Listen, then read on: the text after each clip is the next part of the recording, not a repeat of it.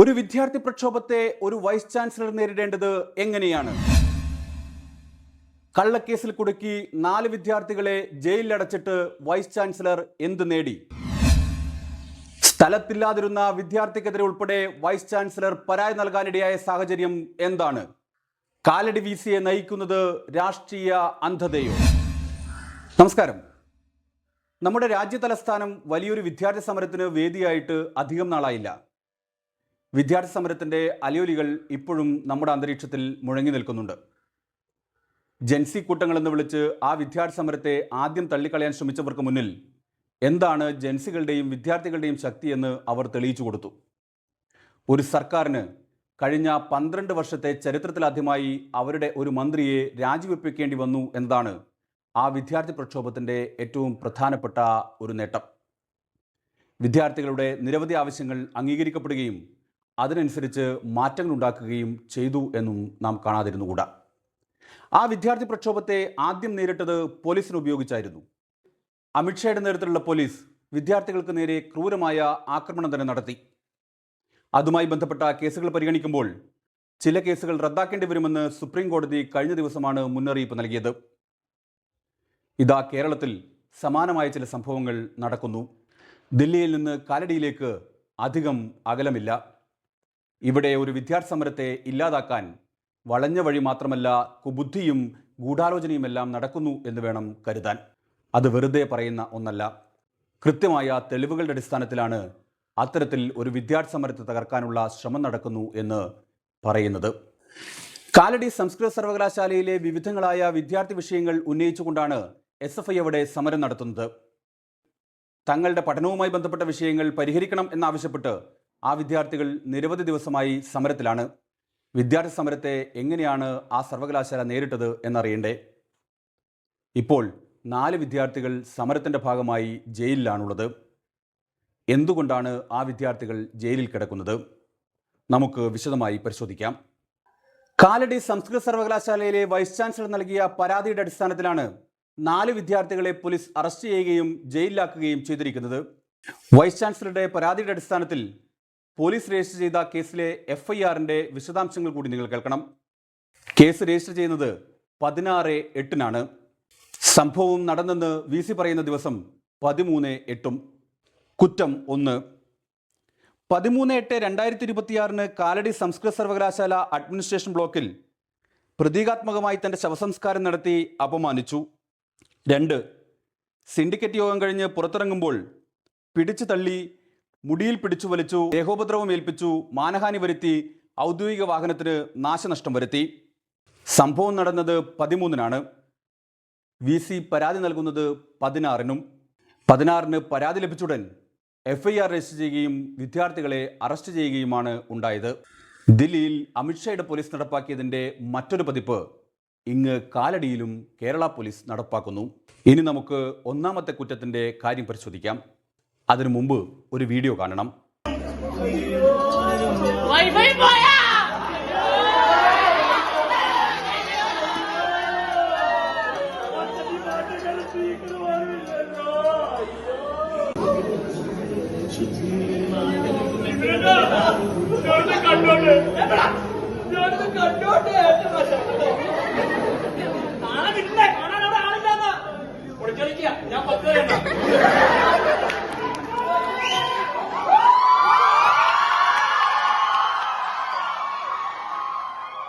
തന്നെ പ്രതീകാത്മകമായി ശവസംസ്കാരം നടത്തി അപമാനിച്ചു എന്ന് VC പറഞ്ഞ സംഭവമാണിത്.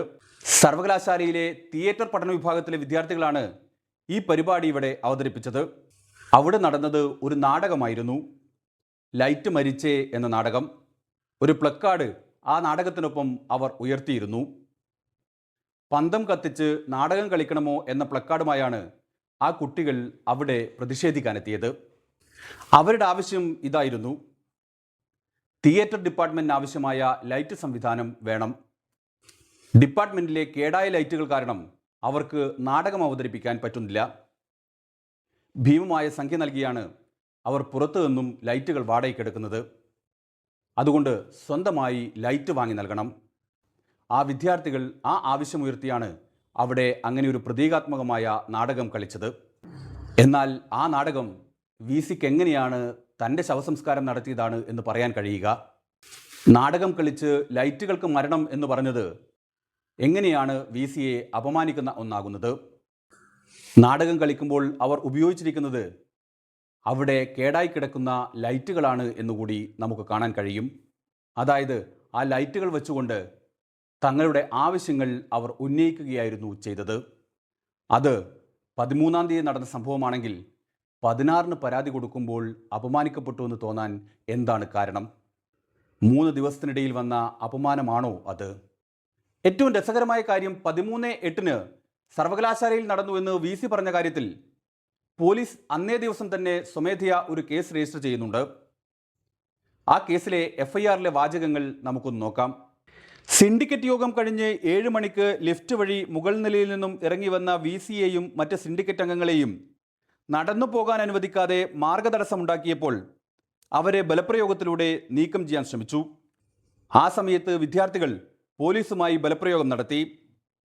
മതിയായ ബലപ്രയോഗത്തിലൂടെ വിദ്യാർത്ഥികളെ നീക്കം ചെയ്ത് വൈസ് ചാൻസലറെയും സിൻഡിക്കേറ്റ് അംഗങ്ങളെയും യൂണിവേഴ്സിറ്റിയിൽ നിന്നും മതിയായ സുരക്ഷ ഒരുക്കി പോകാൻ അനുവദിച്ചിട്ടുള്ളതാണ്. പോലീസിൻ്റെ പ്രവർത്തനം തടസ്സപ്പെടുത്തി എന്നതിൻ്റെ പേരിലാണ് 13-ാം തീയതി പോലീസ് ഇത്തരമൊരു കേസ് രജിസ്റ്റർ ചെയ്യുന്നത്. അന്ന് പോലീസിൻ്റെ FIRൽ വി സി പറഞ്ഞതുപോലുള്ള ഒരു സംഭവവും നടന്നിട്ടില്ല. മാത്രവുമല്ല, വി സിയെയും സിൻഡിക്കേറ്റ് അംഗങ്ങളെയും സുരക്ഷിതമായി ക്യാമ്പസിന് പുറത്തെത്തിച്ചു എന്ന് ആ FIRൽ പറയുകയും ചെയ്യുന്നുണ്ട്. ഓർക്കണം, 13-ാം തീയതി നടന്ന സംഭവത്തെ സംബന്ധിച്ച് അന്ന് തന്നെ പോലീസ് രജിസ്റ്റർ ചെയ്ത കേസാണിത്. അതായത് വി സി ആരോപിക്കുന്ന പോലുള്ള ഒരു സംഭവം ആ ക്യാമ്പസിൽ നടന്നില്ല എന്ന് UDF സർക്കാരിൻ്റെ പോലീസ് തന്നെ എഴുതി വച്ചിരിക്കുന്നു. പിന്നെ 2 ദിവസം കഴിഞ്ഞ് എവിടെ നിന്നാണ് വി സിക്ക് ഇങ്ങനൊരു പരാതി പൊട്ടിമുളച്ചത്? 16-ന് വി സി പരാതി നൽകുമ്പോൾ അപ്പോൾ തന്നെ പോലീസ് കേസ് രജിസ്റ്റർ ചെയ്ത് വിദ്യാർത്ഥികളെ അറസ്റ്റ് ചെയ്യുന്നുണ്ട്. സംസ്ഥാന DGPയെ ഗവർണർ വിളിച്ചു വരുത്തിയ സംഭവമായി ഇതിനെ കൂട്ടിവായിക്കുക എന്നതാണ് ഏറ്റവും പ്രധാനപ്പെട്ട കാര്യം. അപ്പോൾ വിദ്യാർത്ഥികളെ കൊടുക്കാനുള്ള ഒരു വലിയ ഗൂഢാലോചന നടന്നു എന്ന് വേണം കരുതാൻ. ഗവർണറാണ് വിദ്യാർത്ഥികളെ അറസ്റ്റ് ചെയ്യാൻ DGPക്ക് നിർദ്ദേശം നൽകിയത് എന്നാണ് പ്രതിപക്ഷ നേതാവ് ആരോപിച്ചിരുന്നത്. മാത്രവുമല്ല, സർവകലാശാലയിൽ ഇല്ലാതിരുന്ന സർവകലാശാലയ്ക്ക് പുറത്തുള്ള വിദ്യാർത്ഥികൾക്കെതിരെ ഉൾപ്പെടെ വൈസ് ചാൻസലർ പരാതി നൽകിയിരിക്കുന്നു. പുറത്തുള്ള വിദ്യാർത്ഥിയെ കൂടി കേസിൽ ഉൾപ്പെടുത്തണമെന്ന പ്രേരണ വി സിക്ക് എവിടെ നിന്നാണ് ഉണ്ടായത്? ആരാണ് ഈ പ്രേരണയ്ക്ക് പിന്നിൽ? വി സി ഒറ്റയ്ക്കെടുത്ത തീരുമാനമാകാനുള്ള ഒരു സാധ്യതയും നിലനിൽക്കുന്നില്ല. അതായത് സംഭവത്തിന് പിന്നിൽ വലിയ ഗൂഢാലോചന നടന്നിട്ടുണ്ട് എന്നർത്ഥം. RSSന്റെ രാഷ്ട്രീയ അജണ്ടയ്ക്ക് VD സതീശൻ സർക്കാരും പോലീസും കൂട്ടുനിൽക്കുകയാണ് എന്ന് ചുരുക്കി പറയാം. സ്ഥലം MLA ആണ് ഉന്നത വിദ്യാഭ്യാസ മന്ത്രി. എന്താണ് ആ യൂണിവേഴ്സിറ്റിയിൽ നടന്നത് എന്നതുപോലും മര്യാദയ്ക്ക് അന്വേഷിക്കാതെ ആ കുട്ടികളെ കുറ്റപ്പെടുത്തുകയാണ് ഉന്നത വിദ്യാഭ്യാസ മന്ത്രി ചെയ്തത്. ഉന്നത വിദ്യാഭ്യാസ മന്ത്രി കണ്ണു തുറന്ന് കാണണം. ഈ സത്യങ്ങൾ എന്താണ് എന്ന് കാണണം. RSSന് വാഴ്ത്തുപാട്ട് പാടുകയാണ് ഇതിനേക്കാൾ നല്ലത്. ഗവർണർ പറയുന്നതിനനുസരിച്ച് മാത്രം സർവകലാശാല ഭരിക്കുന്നതാണ് ഉന്നത വിദ്യാഭ്യാസ മന്ത്രി അങ്ങേക്ക് ഭേദം എന്ന് തോന്നുന്നു. അല്ലെങ്കിൽ ഗവർണർ പറഞ്ഞ കാര്യങ്ങൾ അതേപടി ആവർത്തിക്കാൻ എങ്ങനെയാണ് ഒരു ഉന്നത വിദ്യാഭ്യാസ മന്ത്രിക്ക് കഴിയുന്നത്? SFI നടത്തുന്നതുകൊണ്ട് ആ സമരത്തെ ഉന്നത വിദ്യാഭ്യാസ മന്ത്രിക്ക് അംഗീകരിക്കാൻ കഴിഞ്ഞെന്ന് വരില്ല. പക്ഷേ NSU എന്ന് പറയുന്ന വിദ്യാർത്ഥി പ്രസ്ഥാനത്തിലൂടെ കടന്നു വന്ന ഒരാളെന്ന നിലയിൽ ആ സമരത്തോട് ഐക്യദാർഢ്യപ്പെട്ടില്ലെങ്കിലും ആ സമരത്തെ ഇങ്ങനെ RSSന് വേണ്ടി അപഹസിക്കാൻ പാടില്ലായിരുന്നു. വി സി എന്നത് യൂണിവേഴ്സിറ്റിയുടെ അധികാരിയാണ്. യൂണിവേഴ്സിറ്റികൾ വിദ്യാർത്ഥികളുടെയും. ആ വിദ്യാർത്ഥികളെയാണ് RSSന്റെ രാഷ്ട്രീയ അജണ്ടയ്ക്ക് വേണ്ടി പോലീസ് ജയിലിലാക്കിയിരിക്കുന്നത്. ഇനി വി സിയെ വൈസ് ചാൻസലർ എന്ന് പേരിട്ട് വിളിക്കാമോ എന്നറിയില്ല. അത് സമൂഹം തീരുമാനിക്കട്ടെ.